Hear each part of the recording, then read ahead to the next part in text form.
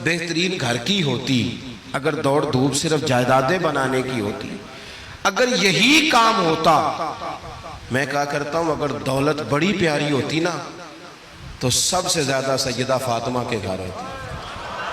اگر یہ کوئی بہت اعلیٰ چیز ہوتی تو یہ تو وہ والا گھرانہ ہے کہ 3 دن چولہا نہیں جلا، اور کنز الاموال میں وہ لفظ موجود ہے کہ حضرت ابو ہریرہ فرماتے ہیں کہ اونٹ کے بالوں کی بنی ہوئی چادر سیدہ فاطمہ نے اوڑھی ہوئی تھی، اونٹ کے بالوں کی بنی ہوئی چادر، اور وہ چکی پیس رہی تھی، چکی چلا رہی تھی۔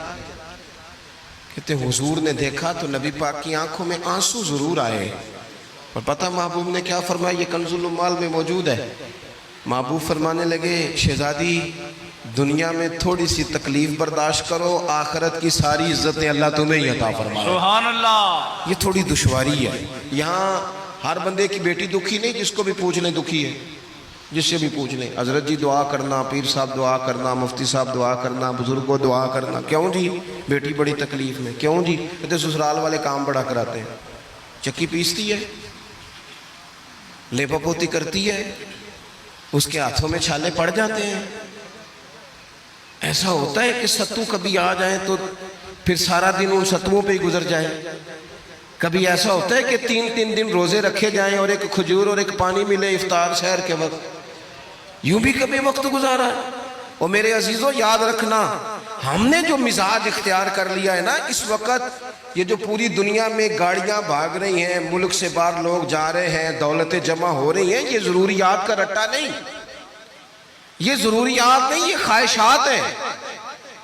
ضروریات تو پوری ہو رہی تھی، لیکن وہ جو خواہشات کی تکمیل تھی، وہ جو پڑوسیوں کی بڑی کار ہمیں پریشان کر رہی تھی، وہ جو گھر کے سامنے ایک پلاٹ تھا اور دل کر رہا تھا حویلی نہ بنا لوں، وہ جو ٹینشنیں تھی انہوں نے بہت بھگایا، لوگوں کو تھکا دیا۔ نظریاتی زندگی، اور نظریاتی زندگی میں کچھ کرنے کا عہد، کچھ ارادہ کیا جائے کچھ کام کرنے کا۔ دیکھو سارے لوگ ساری ڈیوٹیاں تو نہیں کر سکتے، میں یہ مائک اپریٹ نہیں کر سکتا، تو پھر میرا خیال ہے مجھے اس بندے کی بھی قدر کرنی چاہیے جو اسے چلا سکتا ہے۔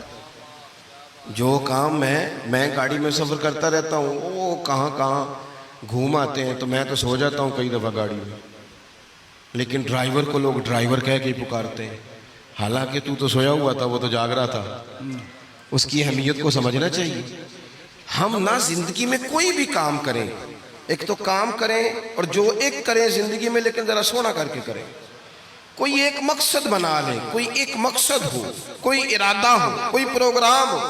نہ سمجھ آئے تو بخاری میں حدیث موجود ہے، ایک بوڑھی اماں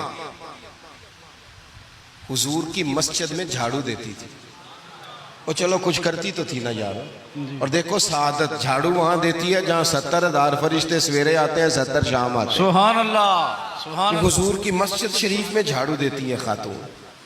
ہمارے ہاں تو خیر امام خطیب کی بھی کوئی قدر نہیں ہوتی، کوئی نہیں ہوتی۔ امام کبھی کو مشورہ دے لے تو کہتے ہیں اسلام زیادہ دیتا ہے، مولوی نواں لے آؤ، مشورے زیادہ دیتا ہے، اس کو چینج کرو۔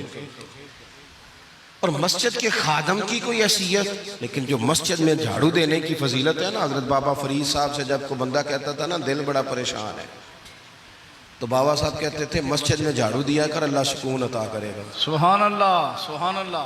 مائک میں نہ بولیں جی، سنیں بات۔ مسجد میں جھاڑو دیا کر، اٹھ نہ فریدہ ستیا تے خلقت ویکھن جا، تے متے کوئی مل جائی بخشیا تے چل تم ہی بخشیا جا۔ اٹھ نہ فریدہ ستیا تے جھاڑو دے مسیت، اوے تو ستا ہے تے رب تے جاگدا ہے، تیری ڈاڈے نال پرید۔